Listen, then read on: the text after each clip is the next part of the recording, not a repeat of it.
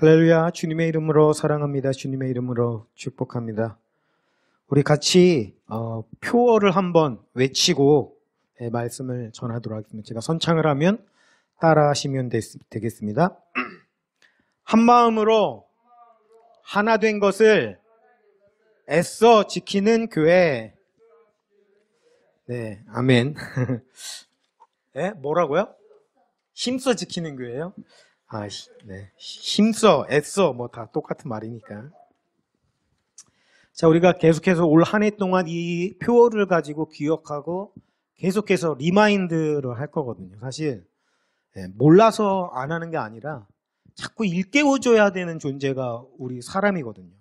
그래서 C.S. 루이스가 누군가의 말을 인용해서 했던 말이 굉장히 기억이 나는데 그 누구가 누군지는 잘 기억이 안 나는데 사람은 모르는 것을 가르쳐 주는 것보다 이미 알고 있는 것을 일깨워줘야 되는 존재다라는 말이거든요. 모르는 게 아니에요. 다 아는데 아는 것들을 자꾸만 일깨워줘서 다시금 다짐하고 또 다시금 다짐하고 이런 식으로 나가야 된다라는 겁니다.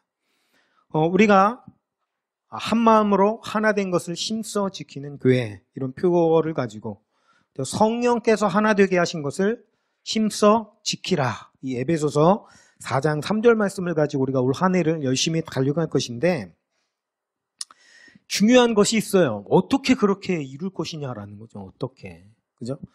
우리가 송구영신 예배 때도 살펴봤듯이 하나 된 것을 우리가 이루기 위해서는 뭡니까? 성령의 열매가 필요합니다. 성령의 열매, 9가지 열매. 갈라디아서 5장에 나와 있는 성령의 9가지 열매가 우리 지체들을 하나 되게 만들어주는 요소가 된단 말이에요. 그런 열매들이 맺어질 때 하나됨이 이루어져 간다라는 것입니다. 그런 의미에서 누가 하나 되게 하냐면 바로 성령이, 그죠? 말씀처럼 성령이 하나 되게 하신 것을. 근데 말씀처럼 우리가 힘써야 되는 게 있다고 했죠. 힘쓰는 건 우리 자신이 해야 된다고 제가 말씀을 드렸잖아요. 근데 어떤 걸 힘써야 되는가? 우리가 많이 잘못 생각하거나 착각하고 접근하기 쉬운 것 중에 하나가 뭐냐면 그 열매 자체에 집중하는 현상들을 보이기가 쉽다라는 거예요. 예를 들어서 온유함. 그래, 온유해지자. 온유해지기 위해서 우리가 어떻게 할까? 어떻게 노력을 할까? 그죠? 또는 뭐 오래 참음을 어떻게 해야지? 애쓰자. 또 뭐 용납하도록 노력하자, 애쓰자. 이런 식으로 접근하기가 대단히 쉬운데 이런 식의 접근은 실패할 수밖에 없는 접근이 됩니다. 왜냐하면은 그 우리 노력으로 이룰 수가 있는 일이 아니거든요.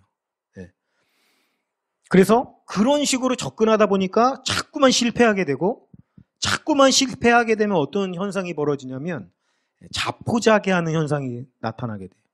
어차피 해도 안 돼. 나는 안 되는 사람이야. 그러면서 자기 비하에 빠지게 되고 오히려 역효과가 나서 엉뚱한 길로 빠지게 되는 그런 일들이 벌어지게 된단 말이에요. 그래서 이런 식의 접근은 중요하지 않고 정말 중요한 게 뭐냐면 우리가 접근할 것은 각각의 열매가 아닙니다. 각각의 열매가 아니고 뭐의 열매라고 했어요? 이게 성령의 열매라고 했잖아요. 우리의 포커스가 맞춰야 되는 건 각각의 열매가 아니라 성령이라는 거예요. 성령님이 포커스에 맞춰줘야 돼요. 그래서 우리가 각각의 열매를 맺으려고 애쓰는 것보다 훨씬 더 중요한 게 뭐냐면 성령이 중요한데 아까 우리가 애써야 되고 힘써야 된다고 했잖아요. 뭐에다 힘을 쓰고 뭐에다 애쓸 것이냐? 한 가지만 딱 기억하면 됩니다. 간절히 바라는 거예요. 간절히 바라는 거. 사실 우리가 할 수 있는 건 한 가지밖에 없어요. 딱 한 가지. 막 우리가 열매를 맺기 위해서 우리가 해야 되는 거 뭐 100가지 이런 게 아닙니다. 딱 한 가지야. 딱 한 가지. 간절히 바라고 간절히 애쓰는 거. 누구를 간절히 바랍니까? 성령을 간절히 바라는 거예요. 간절히 바라고 애쓰고 간절히 바란다라는 것이 무엇을 통해서 나타나느냐면 그것이 바로 기도가 된다라는 거예요. 기도가 우리 기도하자. 그래, 기도해야 되니까 합시다. 해서 하는 것이 아니라 간절히 바랄 때 절로 기도하게 된다라는 것입니다. 성령께 기도하게 되고 하나님께 기도하게 되고. 그래서 기도라는 것은 우리가 뭔가 의지를 대로 어떤 뭐라고 할까요? 프랜차이즈가 아니라 이런 어떤 슬로건을 가지고 기도하자, 기도하자, 뭐 이렇게 외친다고 되는 것이 아니라 간절히 바라고 또 바라는 마음에서 저절로 우러나오는 것이 기도다라는 것입니다. 간절히 바람의 어떤 표현, 이것이 기도가 된다라는 거죠. 오늘 우리가 중요한 것이 1년 한 해 동안 한 마음으로 하나 된 것을 힘써 지켜야 되는데 어떻게 지키냐? 간절히 바라는 것으로 지키는 거예요. 우리가 바라지 않으면 이루어질 수 있는 건 아무것도 없습니다. 오로지 우리만이 할 수 있는 거, 바라는 거예요. 바라는 거. 바라는 사람에게 성령님이 도와주신다. 우리가 예수님의 가르침에서도 알 수 있듯이요. 누구에게 하나님이 성령을 선물로 주시냐면 간절히 바라는 사람에게 성령을 구하는 자에게 성령을 주신다고요.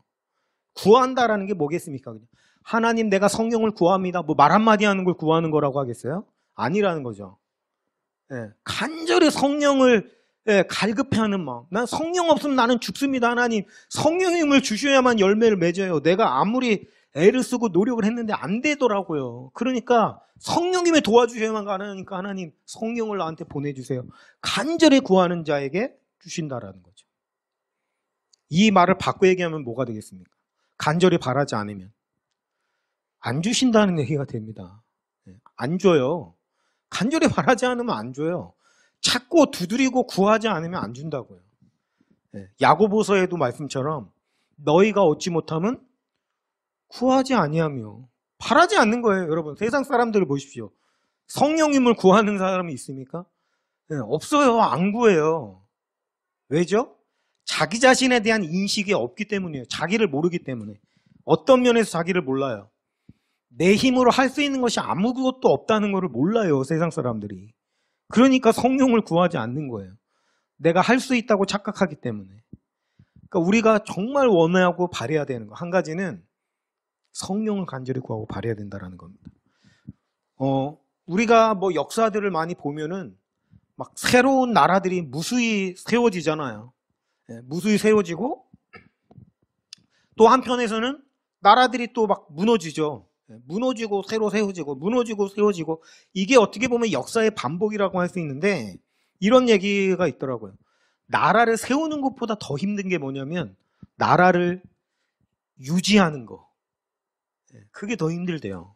건국보다 나라를 지키는 게 더 힘들다라는 거예요. 근데 어떤 면에서는 신앙생활도 저는 그렇다고 봅니다.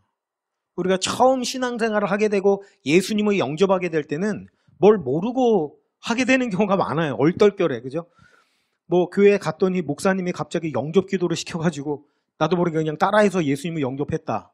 뭐 이런 경우도 있을 수 있고 또는 어떤 체험 또는 영적인 갈급함에 대한 어떤 그런 방황 속에서 예수님을 영접하는 경우도 있고 뭐 신앙이라고 하는 어떤 기둥이 세워지는 것은 뭐 쉽게 됩니다.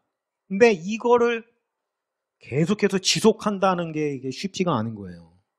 신앙의 연도수가 더해지면 더해질수록 아름다운 신앙의 모습으로 자라가기보다는 엉뚱한 길로 빠져가지고 오히려 딱딱하게 굳어지고 종교화되고, 그죠? 율법주의, 뭐 권위주의 이런 식으로 발전하게 되어가지고 오히려 사람들을 눈살을 찌푸리게 만드는 모습으로 변화되기가 오히려 더 쉽다라는 거예요. 그만큼 방해 요소가 많기 때문에. 그래서 우리가 진짜 중요한 건 뭐냐면은 유지하는 거. 근데 그거에 대해서 오늘 우리가 두 가지를 좀 살펴보려고 합니다. 첫 번째 뭐냐면 성령을 소멸치 말라. 성령을 소멸치 말라. 이 소멸이라는 단어를 보면 우리가 어저께도 봤지만 뭐 콜로라도 지방에 막 산불이 나가지고 지금 그렇잖아요. 그 미 서부 지역은요, 그 매해마다 이게 산불에 대한 피해가 정말 너무나도 크고 무서운 곳이 그곳이에요. 왜냐하면은 건조하고요. 바람이 많이 불다 보니까 산불이 한번 나면은 뭐 걷잡을 수 없이 퍼지기 때문에 그 규모가 어마어마하고 이게 정말 심각한데 불을 끄는 것, 불이 꺼지는 걸 뭐라고 표현하냐면 소멸한다 이런 표현을 한단 말입니다. 그러니까 여기서 성령을 소멸치 말라라고 했을 때 성령을 소멸치 말라는 것은 성령을 불로서 지금 묘사하고 있단 말이에요. 성령을 소멸하지 말라. 이 말 바꿔 얘기하면은 우리가 불을 꺼트리지 말라. 이 말과 똑같이 성령님을 꺼트리면 안 된다. 우리가 불을 유지하려면 어떻게 해야 됩니까? 그게 그냥 불이 유지가 되나요? 안 된단 말이에요. 뭔가가 그 불을 계속해서 유지시켜줄 연료가 들어가지 않으면 나중에는 결국엔 불이 소멸되고 꺼져버리잖아요. 그래서 신앙생활을 잘 유지하는 데 있어서 가장 첫 번째로 중요한 게 뭐냐면은 성령을 꺼트리지 말아야 된다는 겁니다. 이 말을 바꿔 얘기하면 뭐가 되겠어요? 성령이 꺼질 수도 있다는 얘기인가요? 네, 성령이 꺼질 수 있다는 얘기죠. 성령이 꺼질 수 있으니까 꺼트리지 말라고 말씀하는 거 아니겠어요? 성령이 꺼지지 않으면은 왜 이런 말씀을 하겠어요? 그러니까 성령이 꺼진다는 표현이 뭐 성령님 자체가 뭐 우리 삶 속에서 아예 사라진다는 의미가 아니라 각 개인의 속사람 안에서 성령이 떠나갈 수도 있다라는 걸 얘기하는 거라는 겁니다. 우리가 조심해야죠. 뭐 성령님을 꺼트리지 않을 수 있도록. 요즘에는 뭐 다 보일러가 뭐 가스 보일러더라고요. 요즘 기름 보일러도 거의 없죠. 효율이 너무 안 좋다 보니까 가스 보일러를 쓰는데 제가 어린 시절만 해도 연탄 보일러를 썼잖아요. 그 연탄 보일러를 뗄 때 가장 중요한 게 뭡니까? 때에 맞게 잘 갈아줘야 돼요. 그리고 번개탄에 불을 붙인 다음에 이게 연탄이 오면은 저도 이제 어렸을 때 엄마 심부름을 그렇게 몇 번 했던 것 같아요. 연탄이 이제 2장이 들어가나요, 거기에? 번개불로 해가지고 연탄이 2장이 들어가면 이제 그 위에 있는 다 탄 연탄은 버리고 그 다음에 밑에 타고 있던 걸 위로 올리고 밑에 새 거를 넣죠. 아닌가? 반대인가? 하여튼 반대인가? 하여튼 이렇게 연탄을 잘 갈아줘서 불이 꺼지지 않도록 계속해서 갈아줘야 되잖아요. 다 탄 거 버리고 새 거 넣고 활활 타오르는 거는 또 넣고 이런 식으로 해서 계속 갈아줘야만 이 집안에 따뜻한 온기가 있고 계속 된다라고요. 근데 우리가 게을러가지고 연탄을 안 갈아주면 어떻게 되죠? 불이 꺼지죠. 불이 꺼져요. 불이 꺼지면 이게 불이 붙어있을 때 갈아주면은 쉽거든요. 그거 되게 간단하잖아요. 근데 일단 한번 불이 꺼지면 다시 붙이기가 굉장히 어려워진다라는 거죠. 막 연기 막 나고요. 그거 붙는데 시간도 오래 걸릴 뿐더러 굉장히 불편해지고 수고가 많이 들어가게 됩니다. 뭐 연탄 보일러 들어오는데 사실 옛날 같은 경우 저희 지금 시골에도 아버지가 화목 보일러를 떼잖아요. 옛날 산에 뭐 보일러가 시스템이 어디 있습니까? 그냥 아궁이에다가 그냥 장작돼가지고 저도 이제 지금 뭐 할머니 살아 계시지만 어렸을 때 그 할머니네 집에 가면 아궁이에요, 아궁이. 아궁이 있고 장작되고 그 위에 큰 가마솥 있고 완전 시골집 있잖아요. 이런 데서 불을 떼면은 그렇죠. 정말 불이 꺼지지 않도록 계속해서 연료를 떼워줘야 된다고요. 그래서 옛날에는요, 한 1970년대 그때까지만 해도 신문 기사에 그런 기사가 있어요. 뭐 좋은 며느리의 덕목 해가지고 불을 꺼트리지 않는 며느리가 좋은 며느리인데 뭐 심심찮게 볼 수 있는 게 뭐 40년 동안, 50년 동안 아궁이에 불을 꺼트리지 않은 뭐 누구누구 이런 기사가 떴단 말이에요. 그러니까 그 시대에 성령을 소멸치 말라 하면 바로 그냥 이해가 되죠. 바로. 근데 요즘에는 그런 보일러를 떼는 데가 저기 어딥니까? 나는 자연인이다 이런 거나 봐야 나오니까. 근데 그만큼 성령을 불을 꺼트리지 않고 계속해서 그걸 잘 유지하는 게 중요한 것처럼 성령님에 대한 것도 그렇다라는 거예요. 우리가 여기서 중요한 포인트는 뭐냐면 있을 때 유지하는 건 굉장히 조금 그래도 수월한데 일단 꺼지면, 일단 성령님께서 떠나가시면 다시 붙인다라는 게 그렇게 간단한 일이 아닌 게 된다라는 거예요. 그래서 신앙생활 하는데 가장 중요한 팁이 뭐냐면 성령님을 떠나가지 않게 하는 거. 그죠? 연탄불을 꺼트리지 않는 것처럼 계속해서 타오르게 유지하는 것이 정말 중요하다라는 겁니다. 예. 그래서 항상 뭡니까? 성령님. 근데 성령님을 꺼트리지 않으려면 어떻게 해야 되는데요? 성령님이 어떤 분이시냐면 인격적인 분이시란 말이에요. 인격적인 분. 인격이라는 게 뭡니까? 서로 상호 소통하고 교제할 수 있는 그런 존재라는 얘기잖아요. 우리가 인격이라는 걸 한번 생각해 봅시다. 사람과 사람과의 관계를 우리가 날마다 하고 있으니까 그걸 빗대어 가지고 한번 생각을 해보면 관계 안에서 어떨 때 그 사람을 떠나나요? 저 사람이 나를 잘 대접해 주지 않으면 자꾸 정이 떨어져요. 내가 생각하는 만큼 그 사람이 나를 잘해주지 않는다라고 느끼면 자꾸 정이 떨어지죠. 내가 어떻게 보면 호의를 베풀었는데 저 사람이 자꾸만 그 호의를 당연하게 생각하기 시작을 하면 정이 떨어지죠. 그러다가 요즘에 그런 표현을 씁니다. 손절한다고, 손절. 네, 끊어버린다라는 거예요. 그렇게 되면. 쌓이고 쌓이면. 그래서 어떤 요즘에는 인터넷에 그런 고민들을 올리는 글이 많거든요. 뭐 어린 시절부터 수십 년 동안 정말 베스트 프렌드였고 찐친이라고 하더라고요. 요즘에는 진짜 친구. 정말 친구인데 내가 뭘 하나를 이렇게 잘못을 해가지고 했는데 갑자기 친구가 막 화를 버럭내면서 예, 카톡도 씻고 연락도 씻고 나를 완전히 떠나갔다고 그러면서 꼭 묻는 글이 아니 내가 이 정도 실수했다고 이게 이렇게까지 할 일인가요? 뭐 이런 고민들이 올라오거든요. 그러면은 달리는 댓글들이 거의 대부분 그렇습니다. 손절할 만하다. 네가 잘못한 거다. 아니면 오죽하면 친구가 그랬겠냐. 너 지금 실수한 거 그거 하나 적었지만 딱 보니까 친구의 행동을 보면 그거 말고도 많이 있는데 꾹꾹 참다가 지금 폭발한 것 같다. 예, 뭡니까? 자꾸 그렇게 냉대하고 예, 뭔가 감사하지 않고 상대방의 호의를 당연히 여기고 또 내 친구가 대접한 만큼 나는 친구한테 신경 쓰지도 않고 자기가 아쉬울 때는 와가지고 막 알랑방구 끼다가 예, 친구가 힘들어서 올 때는 아 내가 좀 바빠서 이러면서 이렇게 되면 어떻게 됩니까? 그 친구 관계가 유지가 되겠어요? 안 됩니다. 손절당해요. 손절. 성령도 마찬가지라는 것입니다. 예, 성령님이 어떨 때 내 안에 떠나가시나요? 내가 자꾸 성령을 무시할 때. 예, 성령님께서 자꾸 교제를 요청하는데 무시해.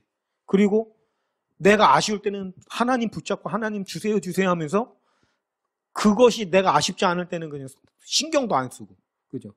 인격적인 관계 안에서는 그런 게 마음이 상하는 거라고요. 그죠? 마음이 상하는 게 자꾸 쌓이고 쌓이면 어떻게 됩니까? 떠나는 거예요, 그냥. 그러니까 우리가 성령님을 어떻게 대접하는가 이게 정말 중요하다라는 거예요. 자꾸만 성령님을 대접해드려야 돼요. 인격적으로. 항상 감사를 표현하고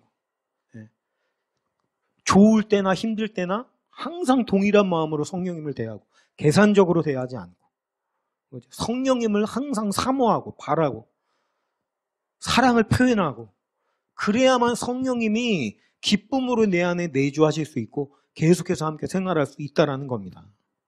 그래서 신앙생활을 잘하는 비결은 다른 게 없어요. 성령의 불길을 내 안에서 늘 유지하면서 성령님과 동행하는 거 이게 신앙생활을 잘하는 비결이다라는 겁니다. 우리가 그 찬밥을 별로 이렇게 좋아하지 않잖아요.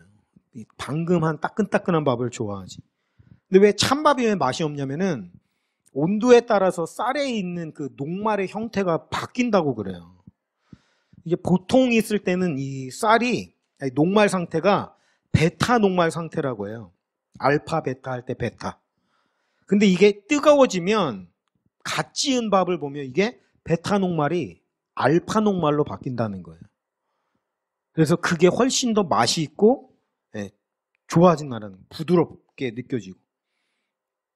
그래서 차가워진 밥을 다시 맛있게 만들려면 볶으면 된대요. 다시 뜨겁게 데피거나. 그러면 이게 다시 알파로 바뀌어가지고 맛있게 느껴진다라는 거죠. 신앙생활도 마찬가지죠. 우리가 식어진 모습으로 신앙생활하는 것만큼 이게 고역이 없어요. 억지로 막 그죠? 열매도 안 맺어질 뿐더러 얼마나 지리합니까? 지루해요. 사랑이 없이 신앙생활 하는 것만큼 고역이 없다니까요. 어쩔 수 없이 뭐 의무감으로 신앙생활 하는 거 그거 자기도 괴롭지만 옆에서 보는 사람들도 괴롭거든요. 그래서 신앙생활 잘하는 비결 항상 알파 상태로 신앙생활 하는 거. 항상 뜨거운 상태로 보존하면서 그렇게 신앙생활 하는 것이 열매도 많이 맺히고 나도 기쁨의 열매. 성령이 어떤 분이시냐면 기쁘게 하시는 영이 성령이거든요. 기쁨의 상태로 일하는 거. 우리가 일할 때 그렇잖아요. 억지로 일할 때 그게 얼마나 고역이고 괴롭습니까? 근데 기쁨으로 하면 저 사람이 하나도 안 힘들어 보여요. 그러니까 어떤 노동의 강도 이런 것보다 훨씬 중요한 게 내 마음의 상태가 그만큼 중요하다라는 거예요. 피곤하지도 않아요. 기쁨으로 하면. 근데 억지로 하면 조금만 일해도 피곤하고 막 하기 싫고 막 허리도 아픈 것 같고 막 이렇게 되잖아요. 그래서 항상 뜨거운 모습을 유지할 수 있는 거. 알파 상태.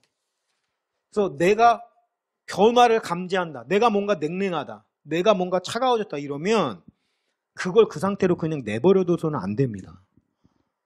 아까 우리가 애써야 될 게 뭐라고 말씀드렸죠? 간절히 바라야 된다고 말씀드렸죠. 그 뜨거운 상태를 간절히 바라고 하나님 앞에 그것을 기도해야 돼요. 간절히 바라는 사람은 뭐 한다고 했어요? 기도한다고 했잖아요. 기도. 하나님께 그 상태를 제발 달라고. 그래서 제가 보니까 정말 신앙의 인물들을 보면 특징이 하나가 뭐가 있냐면 하나님이 떠나가는 걸 세상에서 가장 제일 괴로워하는 사람들이 신앙에 좋은 사람들이더라고요. 누가 그랬냐면 다윗이 그랬어요. 다윗이. 내게서 성령을 거두지 마시고 가장 두려워하는 거. 다윗이 두려워하는 거. 사자도 두려워하지 않고 골리앗도 두려워하지 않고 그 어떤 것도 두려워하지 않았던 다윗이 딱 한 가지 두려워하는 건 뭐였냐면 내 안에서 성령이 거두어 주실까 봐 괴로워하고 슬퍼하는 거예요. 생각해 보십시오. 나랑 상관없는 사람이 내가 별로 좋아하지도 않은 사람이 나 갈 거야 이러면 괴로워요? 별로 안 괴롭습니다. 그냥 가면 너 없어도 별로 상관없어 내 인생에. 갈 거면 가 이렇게 되죠. 근데 나에게 절대 없어서는 안 될 사람 누구겠어요? 그게 내가 가장 사랑하는 사람이죠. 그 사람이 나를 떠나간다고 하면 뭡니까? 내 삶이 완전히 송두리째 그냥 무너지는 거예요. 그렇죠? 마찬가지입니다. 내가 하나님께서 성령님께서 나에게서 떠나가신다라는 걸 상상하는 것만으로도 너무 괴롭고 내 삶이 송두리째 무너질 것 같다라는 거는 그만큼 내가 하나님을 사랑한다는 얘기가 되는 거예요. 반대로 성령님이 떠나가셔? 아유, 가시든지 마시든지. 떠나가셔도 떠나가셨는지조차도 못 느껴. 이건 뭐냐면은 아예 무관심하기 때문이다라는 거죠. 무관심. 우리가 그렇게 돼서는 안 된다라는 겁니다. 저는 우리가 물론 하나님께서 우리를 실제로 떠나시는 뭐 일은 없겠습니다만 하나님이 그죠? 우리를 떠나가신다라는 거 상상만 해도 괴로워하는 사람이 됐으면 좋겠어요. 그게 그만큼 하나님을 사랑한다는 증거가 되니까. 이게 중요한 거죠. 우리가 그래서 항상 뭡니까? 바라야 되는 거. 성령의 임재, 하나님의 임재하심을 구하고 바라야 된다라는 거예요. 그런 의미에서 기도가 그래서 그만큼 중요한 겁니다. 간절히 바라는 게 기도를 통해서 드러나니까.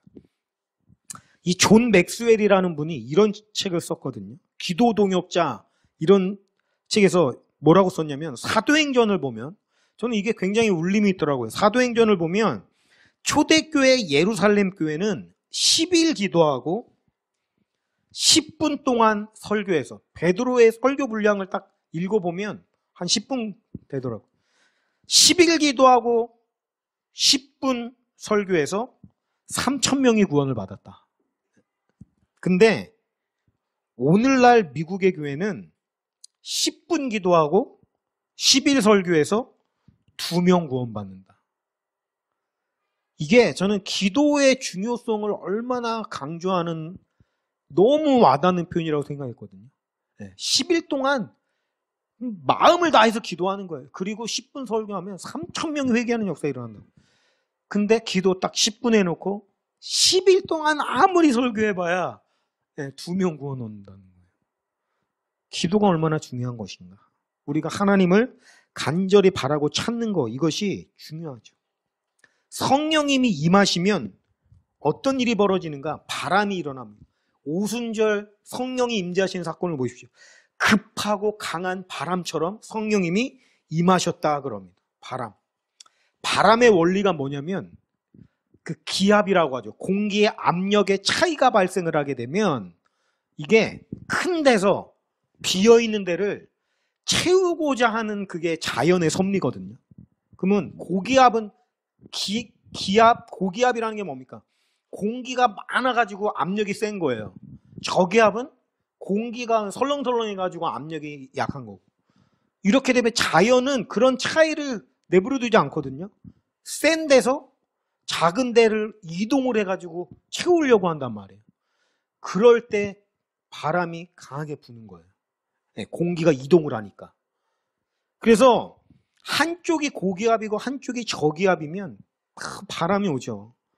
겨울에 그 시베리아 쪽이 고기압이 되고 한반도가 저기압이 되면 어떤 일이 벌어지냐. 시베리아의 공기가 그냥 강하게 이동해가지고 찬바람으로 오는 거 아니에요. 우리가 성령님을 만난다라는 건 그런 거죠. 성령님은 어마어마한 고기압이라고요.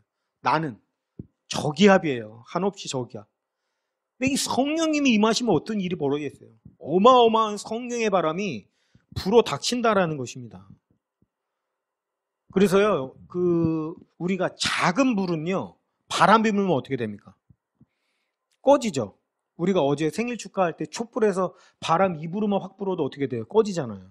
근데 이 불이 일정 수준 이상으로 커지게 되면 바람이 불면 불수록 점점 더 커집니다, 불이.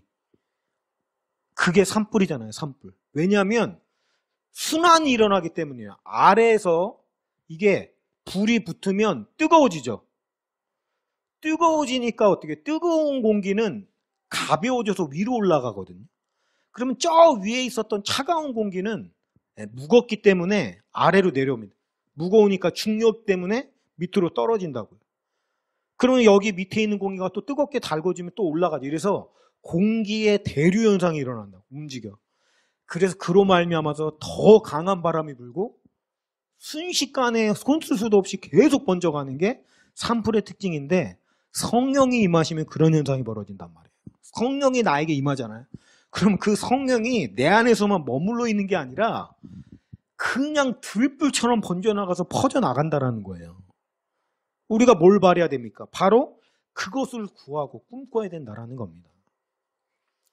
제가 그 부흥의 역사, 성령께서 역사하셨던 부흥의 역사의 사건들을 이렇게 보니까 그 중에 우리 평양 대부흥도 있잖아요. 1907년도.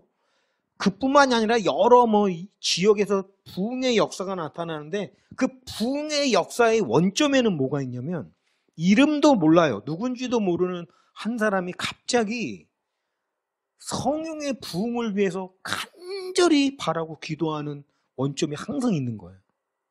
그럴 때 성령이 임하셔서 그게 두나미스라고 하거든요. 성령의 바람. 두나미스라는 말은 우리가 흔히 알고 있는 다이너마이트라는 그 말의 어떻게 보면 어원이거든요. 두나미스. 다이너마이트의 그 폭발력이 어마어마하게 강하잖아요. 성령의 그 강력한 힘, 그게 뭐냐면 두나미스예요.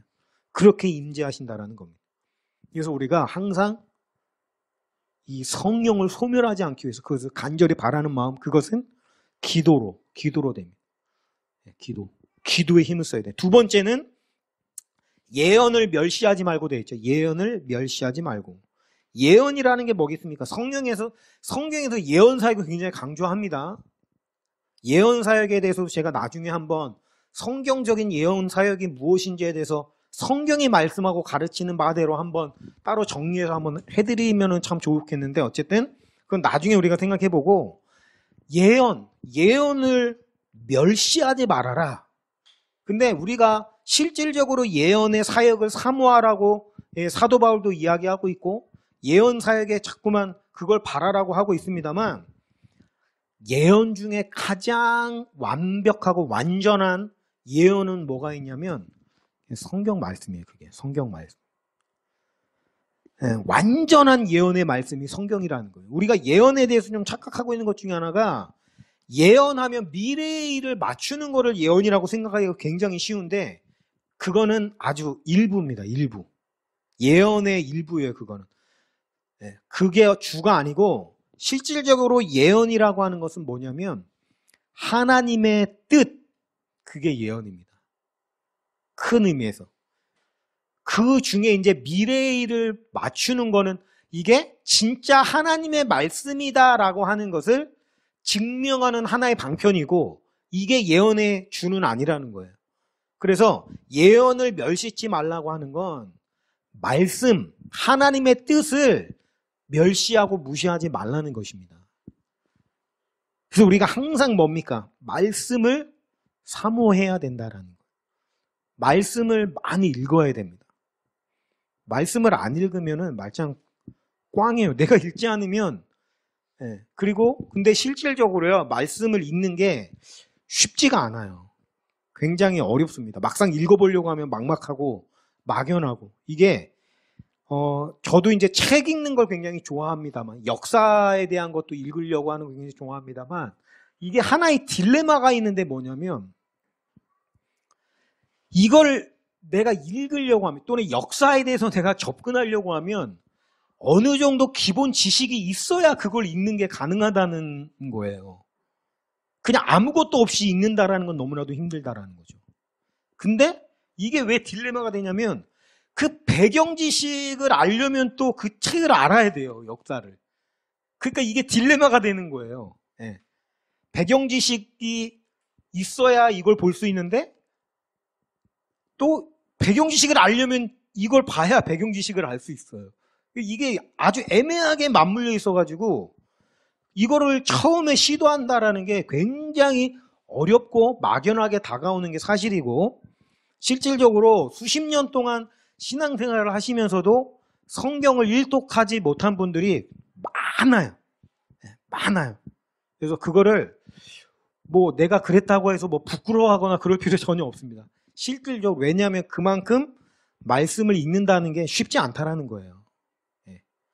근데 그렇다고 해서 우리가 어렵다고 이거를 포기하고 있어서는 또 안 된다라는 얘기죠. 읽어야 돼요. 우리가 많이 궁금해하고 알고 싶어하는 게 뭡니까? 하나님의 뜻을 알고 싶어요. 신앙생활 할 때 우리가 그런 말 굉장히 많이 하는데 하나님의 뜻을 알려면은 성경 말씀을 봐야 돼요. 그래야 아버지의 마음을 알 수가 있거든요.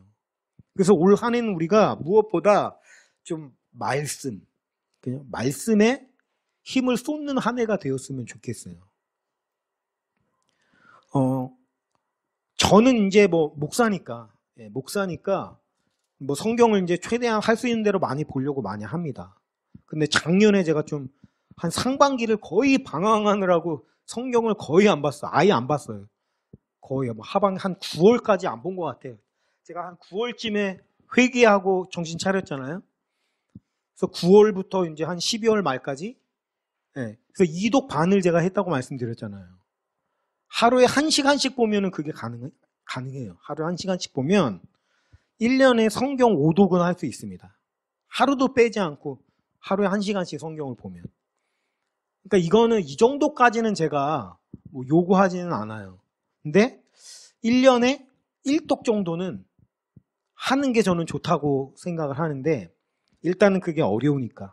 그래서 제가 수요일 날 그런 성경 전체적인 어떤 맥을 짚어드리려고 계획을 하고 있는 이유가 성경을 훨씬 더 좀 읽는 데 있어서 부담스럽지 않고 쉽게 접근하기 위해서는 어느 정도의 그런 어떤 전체적으로 맥을 짚어주는 게 필요하기 때문에. 근데 그거를 어디서 배우기가 어려워요. 요즘에 성경 공부하면 하도 이상한 데서 성경 공부한다고 접근하다 보니까 일단 성경 공부합시다 하면은 딱 이렇게 되게 만들어버려요. 그 이단들이 그래요. 꼭 좋은 걸 이상하게 만들어놔가지고 진짜 좋은 건데 다 이상하게 느끼게 만들어가지고 다 못하게 만드나 봐요. 이단이. 신천지가 그랬잖아요. 그래서 진짜로는 그런 거를 우리가 듣거나 배울 수 있는 기회가 사실 별로 없어요. 오늘 우리 안에 어떤 마음이 있었으면 좋겠냐면 아까 말씀드린 것처럼 성령님, 그 다음에 말씀에 대한 사모하는 마음, 바라는 마음. 그거 한 가지로 우리가 우리 마음에 심었으면 좋겠어요. 그거는 누가 해줄 수 있는 게 아니에요. 성령님 해줄 수 있는 게 아니고 하나님 해줄 수 있는 게 아니고 내가 해야 될 거거든요. 결단. 나는 올 한 해 성령을 구하고 말씀을 사모해야겠다. 말씀을 바라야겠다. 그리고 그것을 놓고 기도해야겠다. 그러면서 자꾸만 시도하는 거예요. 그러면 할 수 있죠. 너무 지나치게 무리해서 목표를 설정하는 게 아니라 할 수 있는 범위 안에서 자꾸만. 말씀도 보면 중간중간에 굉장히 보기가 괴로운 데가 있거든요. 어려운. 그래서 시험에 들게 하는 곳이 있는데 그런 곳이 있다면 그냥 과감하게 그냥 뛰어넘어 버리고 쉽게 읽어지는 부분부터 계속 보는 거예요. 그렇게 되면 자꾸 접근하게 되고 접근하면서 또 성령님이 주시는 마음도 알게 되고. 그래서 올 한 해는 우리가 구호를 외치는 것만으로 끝나면 아무 의미가 없다고 했잖아요. 새해 송구영신 예배 돼가지고 한 마음으로 하나 된 것을 힘써 지키는 교회, 이거 백날 외치면은 무슨 소용이 있나요? 실천이 들어가지. 실천. 그래서 실천 두 가지입니다. 기도와 말씀. 근데 사실은 이게 올해 한 해의 표가 아니라 신앙생활의 전부가 사실 그거예요. 기도와 말씀. 간절히 바라고 또 말씀을 사모하는 거. 그거면 사실 신앙생활 끝납니다. 거기에 더 없어요. 그러니까 우리가 거기에 또 힘을 올 한 해 좀 집중적으로 해보려고 해요. 그래서 그냥 지나가지 마시고 목표 설정을 하시고 나는 올 한 해 이렇게 해야겠다. 또 보려고 하는데 어려운 점이 있으면 또 도움도 요청하시고 또 강의도 자꾸 들으셔서 맥을 짚어주는 이게 성경의 전체적인 흐름이라는 게 이렇게 되어가는 거구나. 그 흐름 속에서 내가 읽고 있는 말씀의 부분이 어떤 부분을 차지하는 이런 걸 알고 봐야 성경 읽는 것도 재미있어지고 그렇게 되는 거죠. 그래서 수요일 들으시고 개인적으로 말씀을 자꾸 읽으시고 그날 그래서 그런 식으로 해서 우리가 올 한 해 성령을 소멸치 말고 예언의 말씀을 멸시치 않고, 이걸 좀 부정어로 성경 말씀에 되어 있는데 바꿔서 성령을 그냥 불타오르게 하고, 두 번째 예언, 말씀을 멸시하지 않고 사랑하고 사모하는 마음으로 올 한 해를 잘 보내어서 하나 되게 하신 그것을 힘써 지키는 그런 한 해가 될 수 있기를 주님의 이름으로 축원하면서 말씀 마치겠습니다. 우리 같이 말씀 생각하시면서 찬양 부르기를 원합니다. 성령이 오셨네. 우리 같이 간절히 사모하는 마음으로 고백하기를 원합니다.